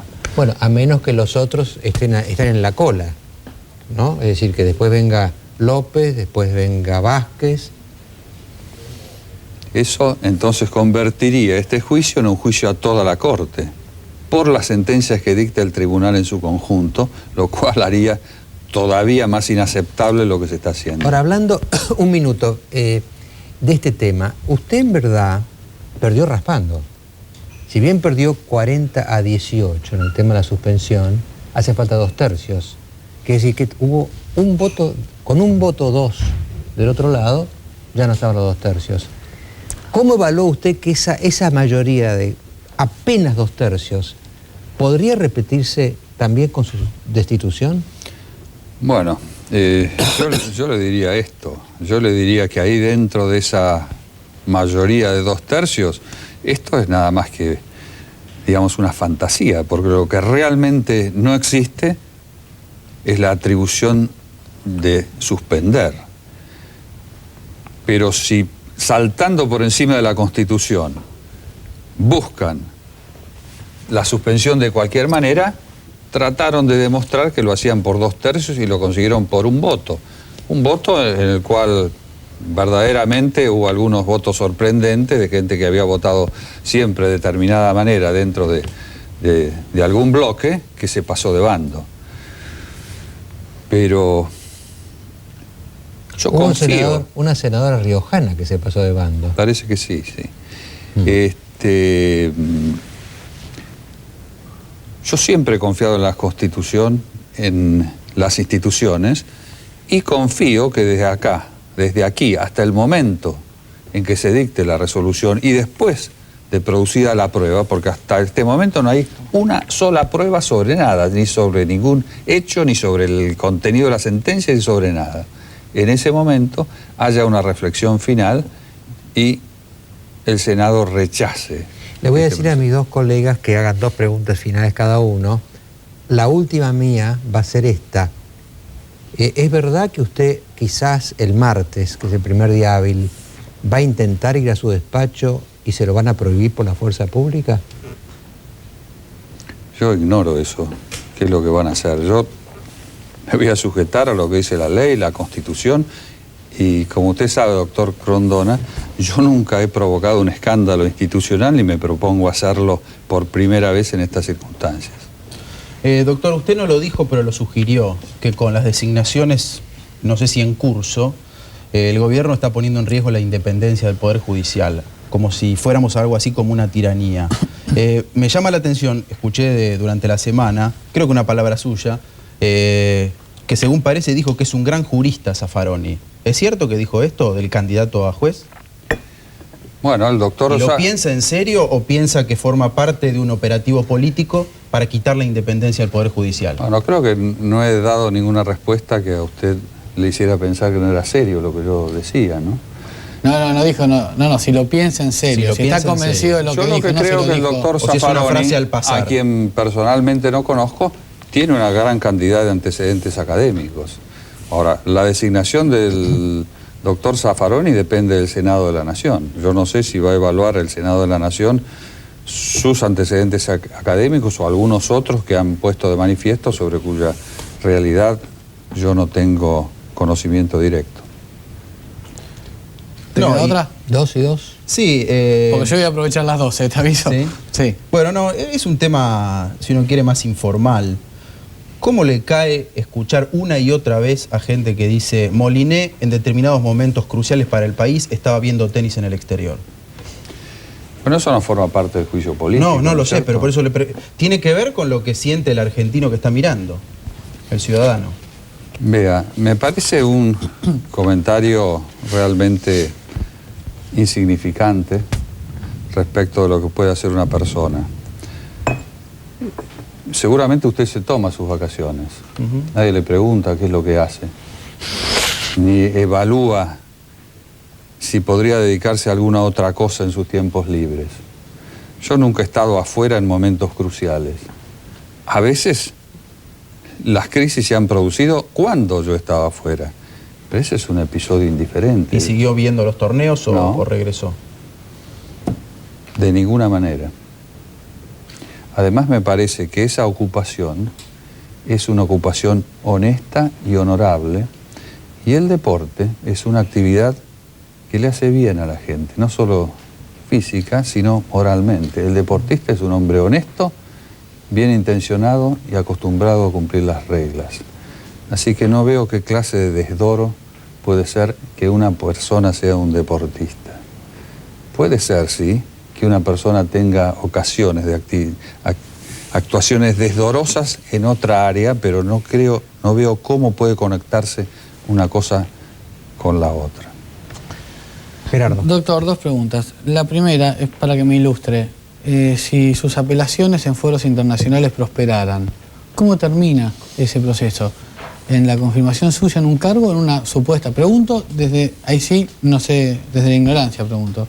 ¿Termina con la confirmación suya en su puesto en la Corte o puede terminar en una indemnización por los daños que le produjo a usted este proceso? Digo, ¿el Estado puede terminar pagándole a usted si los foros internacionales le dan la razón? Eso es una conjetura que yo no sé qué va a pasar en el momento que esto concluya. No, lo que le puedo decir posibilidades no lo sé por eso. Que en el caso de Perú, la Corte Internacional ordenó reponer a los magistrados en sus cargos. Y la última de mi parte, doctor, es la siguiente, y vuelvo al tema inicial, ¿no? A esto de que usted se propuso convencer también a la gente que lo miraba. La pregunta es la siguiente. ¿Cómo definiría usted su relación con el expresidente Menem en la actualidad y durante la gestión del expresidente Menem? Escasísima. Escasísima. Solamente en reuniones oficiales. No tuve antes ninguna relación con el presidente Menem antes de mi designación en la Corte. Ninguna relación de ninguna especie. No la tuve durante la magistratura que ejercí entre el año 90 y el año 99, cuando se fue fui designado y lo sucedió el doctor de la Rúa. No he tenido trato ni frecuente ni de ninguna clase, más que digamos en las reuniones oficiales, cuando el 25 de mayo, 9 de julio, lo que fuere. Pero no he tenido, y actualmente no tengo ninguna relación con él. Por supuesto que le estoy reconocido como cualquier persona a quien han investido del cargo que yo he desempeñado durante todos estos años. Pero eso no es un reconocimiento que desequilibra el ejercicio de las facultades que uno tiene, porque si no, nunca nadie podría ejercer el cargo, ¿cierto? ¿Tiene otra? Con sus ministros, cortita, al pie. Con los ministros de Menem, ¿también definiría como escasísima los ministros que tuvo Menem durante el ejercicio? Sí, no. Igual. No. Yo me dediqué. Y respecto a la cuestión del deporte, que tanto le inquieta acá a nuestro querido amigo. No me inquieta. Se ve que le inquieta más a usted. Le repito lo que dije en mi defensa. Fui y soy el juez que más sentencias ha sacado desde el año 90. Es decir, que mis ratos de ocio no distrajeron mi actividad como juez. Bueno, no es un tema solo cuantitativo, ¿no? No, pero lo cuantitativo designa la dedicación que uno tiene y lo cualitativo está en las revistas de jurisprudencia. Bueno, yo tengo que hacer una conclusión ahora de todo este tema y va a ser breve, supongo que polémica.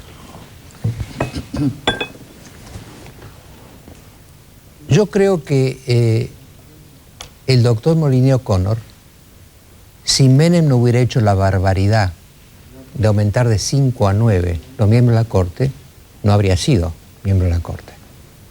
Es decir, que cuando él entra, en lugar de Baqué, que se va porque se amplió a 9, entra en un proceso que le hizo mucho daño al país. Yo lo dije, lo hablé, lo escribí en ese...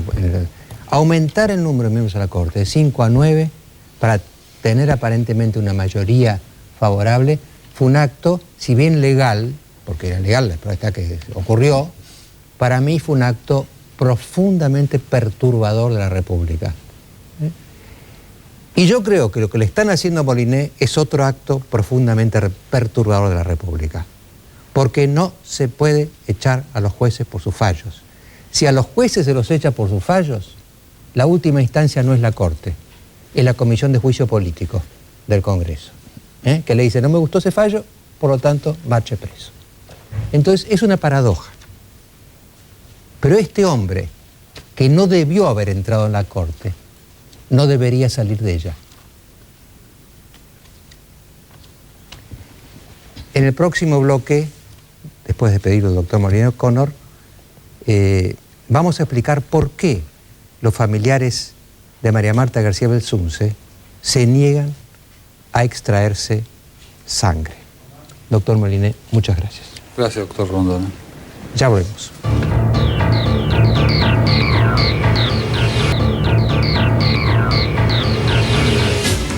Bueno, acá tenemos a dos distinguidos periodistas con nosotros, Horacio Secchi, de Página 12, ¿no es cierto? Y Norberto Casanello, periodista del diario de Pilar, porque son dos personas que han investigado mucho el tema de García Belsunce, que se paró cuando los parientes de María Marta se negaron a quitar sangre, a dejarse extraer sangre, y cuando la justicia no los obligó. Esto fue el momento que se paró el juicio.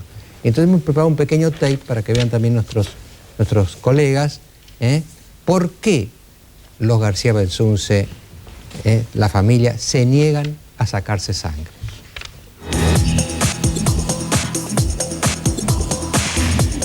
En pocos días se cumple un año del asesinato de María Marta García Belsunce y el caso que conmocionó al país sigue sin resolverse. El asesino de María Marta sigue suelto y la virtual parálisis de la causa indica que el misterio de su muerte puede convertirse en uno de esos casos que jamás se cierran. La esperanza más fuerte de hallar al asesino estaba en las manchas de sangre pertenecientes a dos hombres y una mujer que encontraron en la casa de la víctima, en el Country Carmel. Pero la Cámara de Apelaciones de San Isidro resolvió en un fallo del 10 de octubre que ninguna de las 10 personas requeridas por el fiscal Diego Molina Pico deben someterse a extracciones de sangre compulsivas. Estos análisis de sangre generaron una enorme polémica y el propio fiscal llegó a denunciar un supuesto plan de los peritos para manipular los resultados. Pero ahora quedaron en la nada y con este fallo de la Cámara, la resolución del asesinato se vuelve cada día más difícil. Además de Carrascosa, viudo de María Marta y principal sospechoso por el crimen, debían someterse a esta prueba familiares y vecinos del Country. Molina Pico creía que ante la irrefutable muestra de ADN, el asesino caería de inmediato. Pero otra vez no pudo ser. Sospechosos unos y otros acusados de encubrimiento, los allegados más directos de María Marta, siguen sin cooperar para descubrir al asesino. El 27 de octubre de 2002, María Marta fue encontrada muerta en la bañera de su casa. La familia informó que se trataba de un accidente y así la enterró. Pero un mes después, una autopsia reveló que le habían dado 6 tiros en la cabeza. Ya casi pasó un año y la causa sigue su camino lleno de obstáculos hacia el juicio oral, sin fecha definida. Y María Marta aún no descansa en paz. Uno podría pensar, ¿por qué se niegan? Porque digo, si a uno le mataron la hermana, la mujer, ¿no? Uno diría, bueno, yo hago todo lo posible para que avance la investigación. Y esto aparentemente bloquea la investigación. ¿Usted, Norberto, ve alguna causa para una causa racional que uno puede explicarse para esta actitud? Bueno, lo que la familia plantea, siempre ha planteado, es que bueno, que las pericias de la Suprema Corte de Justicia, de la Procuración de la Suprema Corte de Justicia, no serían del todo confiables, pero ¿en qué se basan para decir que el Instituto Pericial de La Plata, creo que es el segundo en importancia de Latinoamérica, con personas, dirigido por personas que nunca han tenido el menor grado de sospecha en nada, pueda manipular, cuando en realidad las manipulaciones en esta cuestión del ADN no han surgido precisamente del Estado provincial, sino que han surgido de la propia familia y una fundación, un miembro de la Fundación Favaloro, no creo que sea la fundación en sí, pero un miembro de la Fundación Favaloro involucrado en una presunta manipulación en los exámenes de ADN, las pruebas, los reactivos que había donado, entre comillas, donado esta persona de la Fundación Favaloro, que estaban contaminados, no se sabe si por una cuestión dolosa o porque,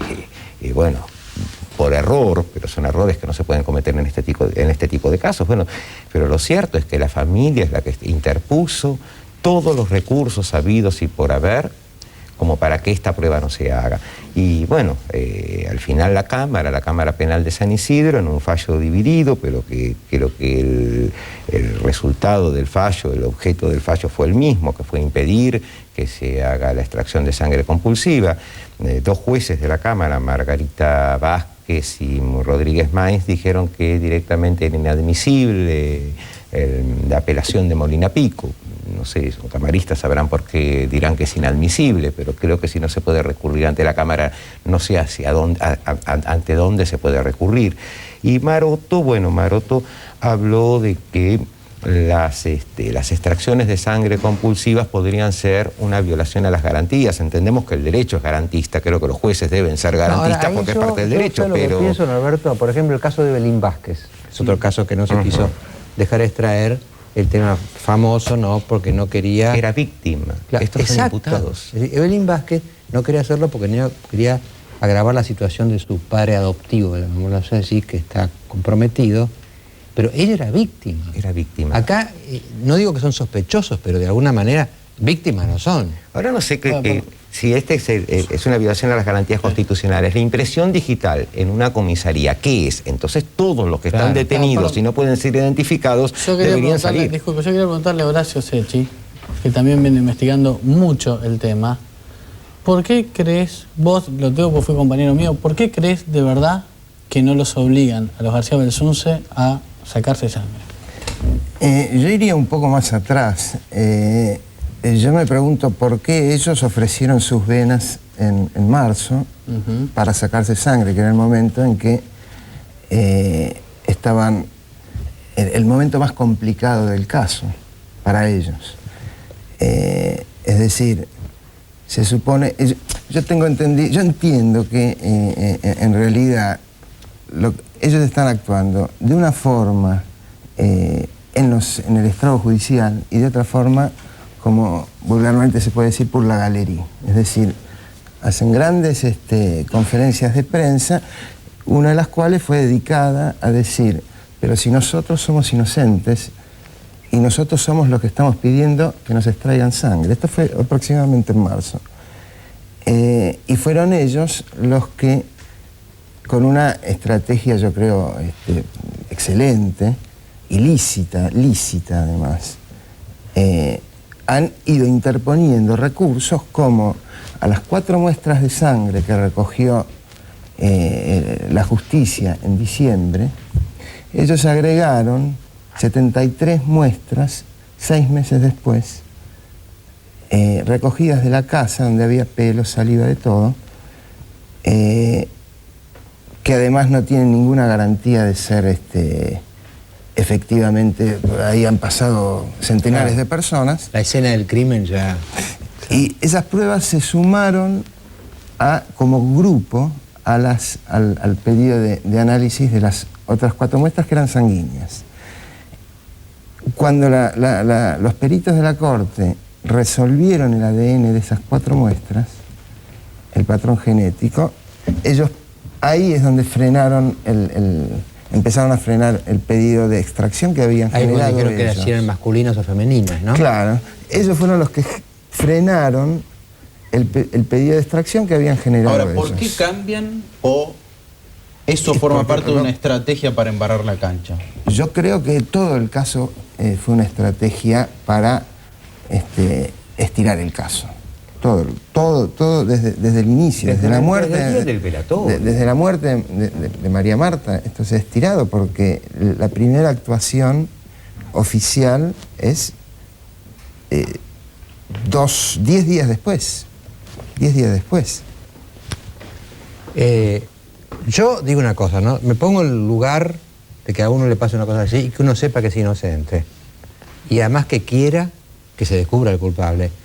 Aunque seamos inocentes, varios parientes, nos conviene que nos saquen sangre, porque ahí se va a demostrar que no tenemos nada que ver y va a poder avanzar la causa. Se quemó algo acá, no sé qué pasó. Algo de sabotaje. Sí, no, pero aparte hay no es momento de hacer comentarios. Que están en un grado de sospecha que no pertenecen al clan Belsunce, que son la masajista Beatriz Michelini y el ex vecino Nicolás Pachelo. Yo sé que la masajista Michelini, a través de su abogado, y creo que también Nicolás Pachelo, están pidiendo también que le saquen sangre. Ahora, el código dice que cuando una medida procesal beneficia, entre comillas, a un coimputado, ese beneficio se arrastra al resto. Ahora, ¿qué es lo que dice la masajista Beatriz Michelini? A mí esto no me beneficia, yo quiero salir de este grado. Claro, de yo quiero que se aclare, porque si yo soy inocente. Y no se puede. Mientras no se aclare, hay una nube, me rodea una nube. Mariano, ¿no? de todas formas yo establecería una diferencia, volviendo hacia atrás, entre la decisión de Maroto, una muy importante diferencia, entre la decisión de Maroto respecto a la extracción de sangre. Los 3 jueces consideraron inadmisible la extracción. Por diversas razones. Por muy diversas razones. Mientras que Maroto, ya lo adelantó Norberto, mientras que Maroto se ciñó estrictamente a lo que son los derechos constitucionales, es decir, nadie puede declarar en su contra, estar obligado a declarar en su contra. Está ahí. Los otros 2 jueces lo que dijeron fue, pero si ya el juez ha dictado en la materia, ¿para qué recurren a nosotros? Cosa que es un absurdo, porque es Cámara de Apelación. Es una primera instancia, que es una segunda instancia. Es para apelar. Y las llamadas de Casafús, todo eso que sucedió en el velatorio, esas cosas son muy extrañas. 7 llamadas, una anterior al crimen. Una llamada de Casafús al comisario de Gastaldi no le transmite que había la posibilidad de una muerte dudosa como le había transmitido el fiscal de casación. Es un país con tantos problemas que hasta uno puede llegar a temer que le cambien el análisis, ¿no? En fin. Después del corte, una cosa muy original. En el programa pasado le mostramos secuestradores. Les vamos a mostrar una escuela que enseña a los potenciales secuestrados, es decir, a todos nosotros, cómo evitar que operen los secuestradores. Ya volvemos. Tecno Sudamericana, una empresa que desde el diseño y la calidad propone una filosofía de trabajo. Mariano Grondona está en la red.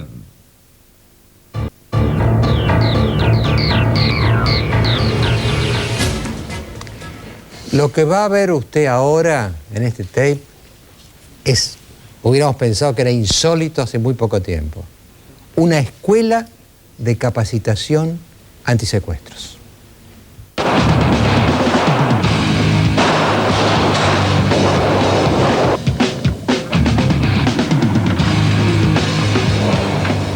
Básicamente el Centro Argentino de Seguridad del CAS es una escuela de capacitación para el ciudadano común que quedan optado por cursos de autoprotección. Por la inseguridad que hay en el país. Entonces yo creo que me quiero sentir protegida. Capacitarse, defensa personal, cómo actuar, cómo manejarse en distintas situaciones. Hay un programa que tiene que ver con la prevención de tiro y defensa personal. Se da cursos de manejo defensivo.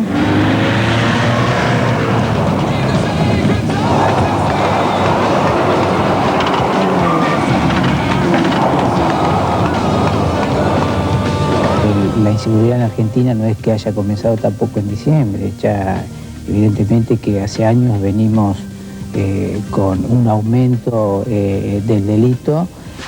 Si está en riesgo mi vida o alguien de mi familia, es obvio que uno tiene que tirar como último recurso. La vida está ante todo, pero si no, es la otra persona yo.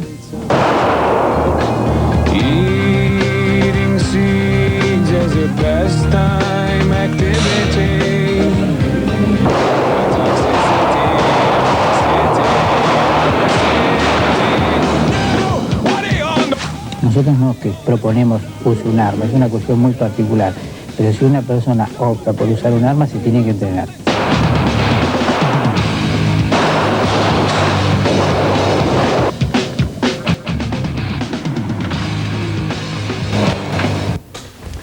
El señor Guillermo Rucauf es un experto en capacitación antisecuestros. Una pregunta práctica. Personas como nosotros, como los oyentes, los que están ahí, los que están mirando, nosotros, ¿podríamos tomar algunas medidas que mejorara nuestra posibilidad de no ser secuestrados? Indudablemente, todos los ciudadanos, cuando la sociedad va cambiando, se va transformando, o sea, este delito que va creciendo nos va modificando nuestra calidad de vida y nos obliga a cambiar nuestras pautas, nuestros hábitos, nuestras costumbres.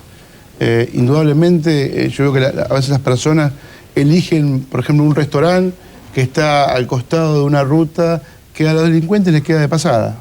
Claro. Lo que se inició con un robo de automotor o un hurto terminó siendo un secuestro. Claro que podemos hacer muchas cosas, fundamentalmente tomar medidas proactivas con respecto a nuestra seguridad. 2 consejitos más, así cortitos, porque hay poco tiempo, como el del restaurante de recién. Sí. Nada, dame 2 ejemplos más que uno puede... No, uno sabe, por ejemplo, cuando está en una zona segura. Por ejemplo, uno va por una autopista y sabemos que realmente el índice estadística de delincuencia es muy baja. Entonces uno puede relajarse, puede conducir su automóvil hasta escuchando música, pero cuando uno baja de la autopista, ahí es donde lo están eligiendo. En la bajada de la colectora, ahí están buscando al cliente fácil, que puede ser una mujer manejando una 4x4 o puede ser cualquiera de nosotros. Pueden ser nuestros hijos. Entonces lo que tenemos que hacer en ese momento es estar muy atentos, apagar el teléfono celular, a bajar la música, subir los espejos, subir los vidrios y estar manejando. Ahora, pero cuando una persona común, perdóname, cuando una persona común intenta defenderse, por ejemplo, tuvo un curso de esto e intenta defenderse, ¿no aumenta en ese mismo momento su riesgo de vida? Mucha gente me pregunta lo mismo, ¿no estoy potenciando? Disculpe, la que tenía. No sirve, porque realmente... No, que estaba pensando en armarse. No sé si, no solamente es armarse, sino manejar con una actitud defensiva. Cuando al delincuente le sacás el factor sorpresa, le estás ganando la mitad de la batalla. Ajá. Porque ella te tiene que... No te va a tomar de sorpresa. ¿Cómo se saca el factor sorpresa? ¿Cómo se saca el factor sorpresa? El factor sorpresa, pudiendo detectarlos, que te están siguiendo, claro, te van a estar siguiendo muy cerca, vos generalmente vas a seguir tu recorrido cuando vas a tu casa. El tema es que tu conducción sea una conducción con mucha atención. Siempre, bajaste de la autopista o entraste, a veces me pregunté, claro, yo soy médico, soy visitador médico, ¿cómo hago? Porque estoy siempre en una zona hostil. Entonces lamentablemente tiene que tener mucha atención durante mucho tiempo. No es el caso tal vez de ustedes que están poco tiempo en una zona hostil. Claro. Señor Rucaus, la última pregunta, porque tenemos que entregar en hora, viene hora Chicha Gelbo, después viene un nuevo programa que se llama Fanáticas. Mariano, yo recomiendo a todos los hombres que les gusta el fútbol y las mujeres que vean Fanáticas esta noche a las 12 en este canal. Muy bien, y los hombres que vean a las fanáticas. Por eso, que les gusta el fútbol y las mujeres. Está bien. Bueno, la última pregunta mía sería esta, señor Rucaus. En el último programa tuvimos unos tapes de secuestradores que decían, y nos impresionó una cosa que fue muy inquietante y mucha gente me la comentó, el tema de los entregadores. Uno puede terminar una especie de paranoia pensando que el hermano, el primo, el socio, pero realmente... La fuga de información. Los entregadores, a lo mejor sin quererlo o queriendo, es realmente un peligro. Hay que cuidarse de la gente con la cual uno casi convive o trabaja. Lo que pasa es que hay casos, por ejemplo, de comerciantes de muchos años que tienen una exposición de mucho tiempo. Indudablemente es muy difícil a ese tipo de personas decir que tengo un bajo perfil. Claro. Indudablemente hay una fuga de información con el personal doméstico, con socios, con empleados. Realmente es muy difícil. Desgraciadamente, como decía el señor Rucaus, el tener que vivir así baja la calidad de vida. Ya nos bajó todos. Tenemos prevención, espejos cuando uno se mete en una calle rara, fijarse que no se filtre información, no decir sino lo necesario. Ya no vivimos como antes. Hasta el domingo.